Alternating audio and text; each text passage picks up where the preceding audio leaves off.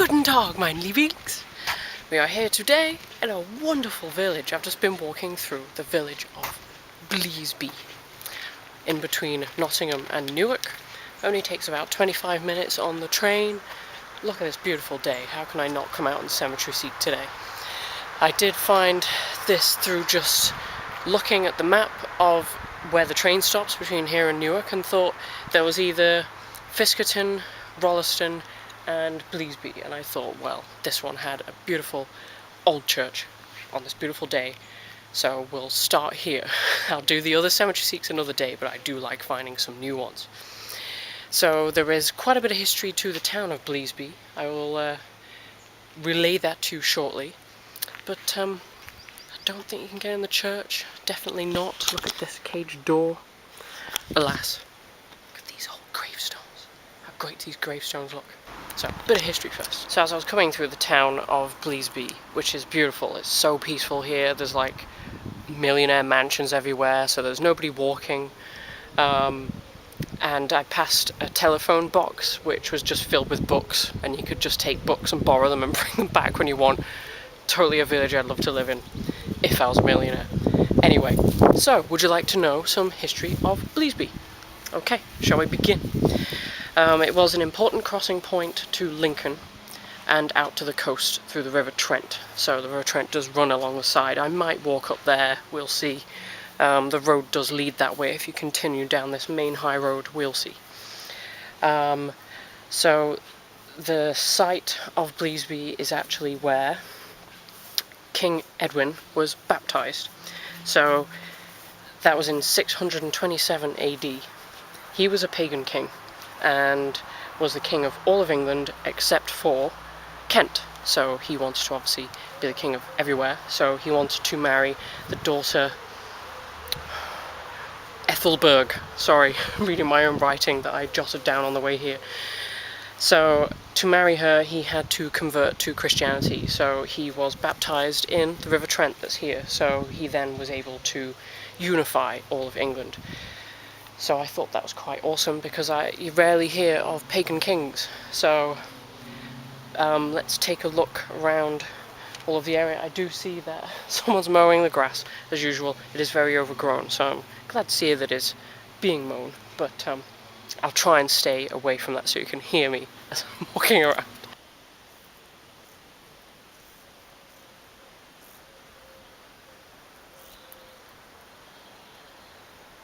So not only are there quite amazing slate graves, there's tons of these really small, really little graves that are in the ground. You can barely see dates on those. A lot of those just have 2 letters and that's it. But I'm going to show you a couple of these over here which were covered in moss. It's really nice fonts on there too. Can we see a date?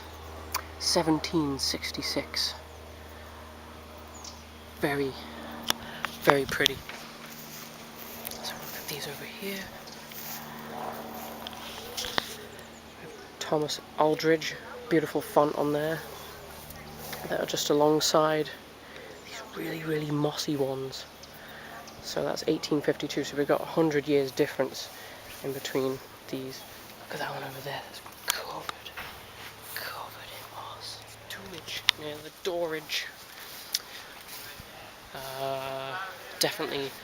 Definitely not any names or anything on these I could see. And a couple over here as well. Wow, look at this one, guys. Wow, definitely can't see any name on there, but it just looks like a picture frame, as though you could just put someone's face in there. These tombs are very red stained with old moss. And over here, we got these very sandstony.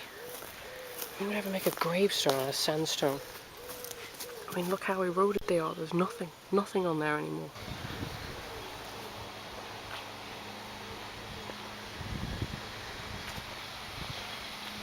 A couple of modern ones back here from the 1990s. Oh, that one says that they were killed in Italy.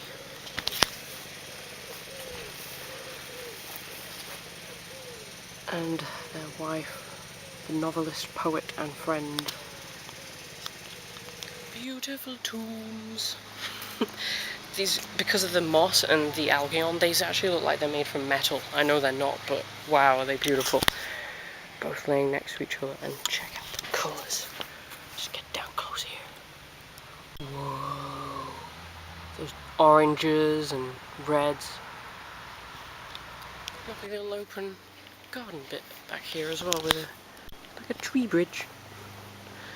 I'm really hurrying you guys because the person that's lawn mowing is really speeding up and following me around, so really nice open space back here filled with blackberry bushes. Who wants blackberry crumble? So as I'm pondering about the place, the lady who is mowing the lawns comes up to me. She's like, "Do you need any help at all?" And I was like, "Actually, yes." I was like, "Do you have any history, any information about the area at all?" And she said, "Yes, actually, where this tree is, this yew tree behind me, is a plague mound, and they've been wanting to trim this giant yew tree for a while. It's like 250 years old, but they don't know what they might find underneath. There'll probably be bones. Who knows? The plague will be unearthed and we'll all die." So that was a really awesome fact. There was also a family here. She was telling me that the Boot family, that they all died within months of each other.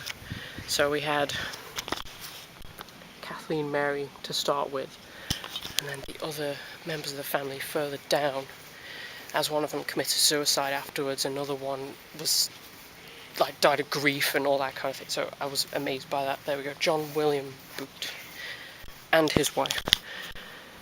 Apparently they died in an accident, so yeah, she was really helpful, and she just said to me, "Would you like to look in the church?" And I was like, "I would love to look in the church." So she says, "Just finish what I'm doing, then I'll go home and get a key, and I'll let you in." I was like, "Oh my goodness." So loitering around a graveyard really does pay off sometimes. When you're wanting to learn history, ask people that mow the lawns. A lot of the time, whenever gardeners are in cemeteries, they do it all the time, so they know more than anybody else. So I'll get some inside scoop from inside the church. Yeah!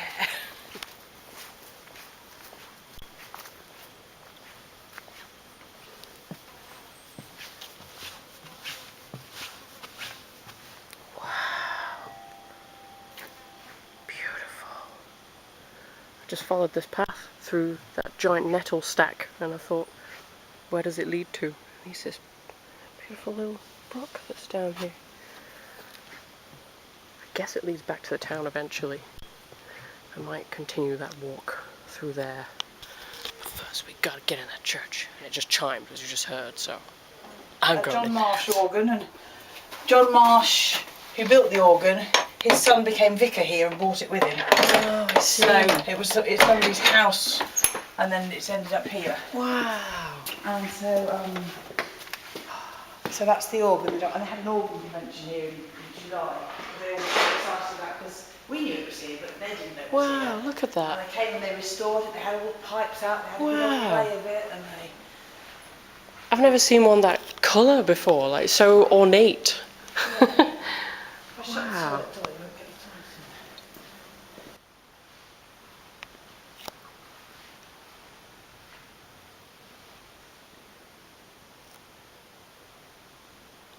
So that's a huge thank you to Alison of Bleasby Church.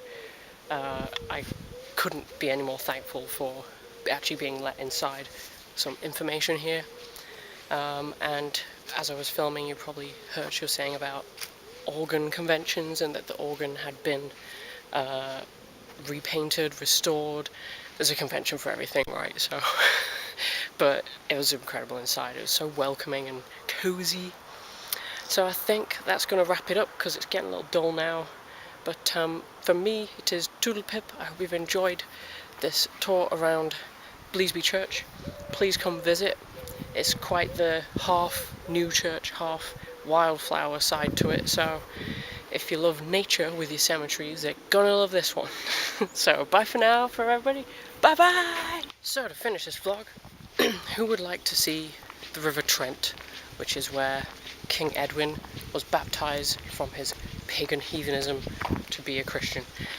I'm walking down Boat Lane at the moment, which is alongside this caravan park, but it does lead to the Trent.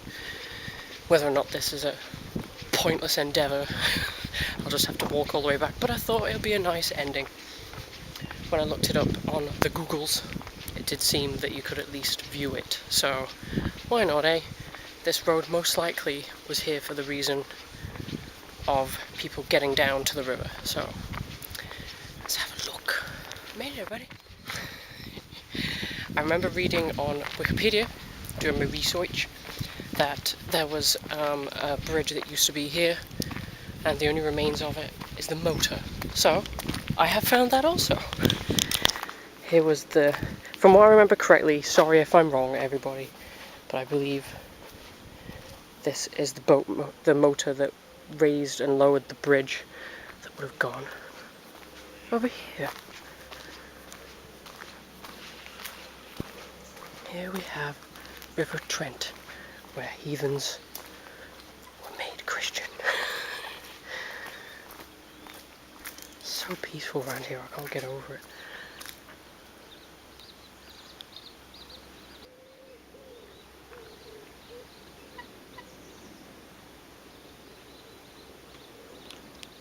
So that's going to be the proper conclusion now.